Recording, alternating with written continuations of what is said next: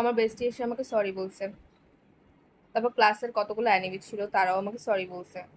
তারপর বলছে যে তোর পিছনে আর বাস দিব না। তারপর অনেক রিলেটিভস ছিল যারা আমাকে দেখতে পারতো না, যারা সবসময় আমার পেছনে বাঁশ গাছ লাগাইতো, ইনফ্যাক্ট বাঁশও দিত। সেই রিলেটিভগুলো হঠাৎ করে আইসা আমাকে সরি বলছে, আমাকে হাক করছে।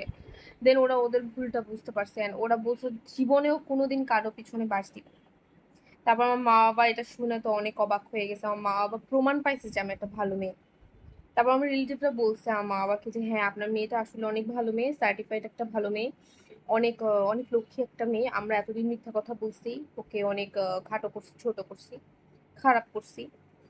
তারপর মা বাবা তার ভুলটা বুঝতে পারছে যে হ্যাঁ, আসলে আমার মেয়েটাকে আমি ভুল বুঝছিলাম। ভালো হয়েছে রিলেটিভরা ওকে সার্টিফাইড লক্ষ্মী মেয়ে বলছে, মানে সে লক্ষ্মী মেয়ে। তারপর মা বাবা আমাকে অনেক হাক করছে, অনেক আদর করছে। আমি তো এটাই চাইছিলাম। এগুলো সব হয়েছে, কিন্তু স্বপ্নে হয়েছে। এত বড়টা স্বপ্ন দেখছি ভোর রাত থেকে এই সকাল পর্যন্ত। বাস্তবে বাস্তবে এগুলো কোনোদিন সম্ভব না। বাস্তবে এগুলো যদি কখনো হইতো, তাহলে আমার জীবনটা অনেক সুন্দর হইতো, ফুলের মতো সুন্দর। কিন্তু আসলে বাস্তবটা আমার বাঁশের মতো সুন্দর।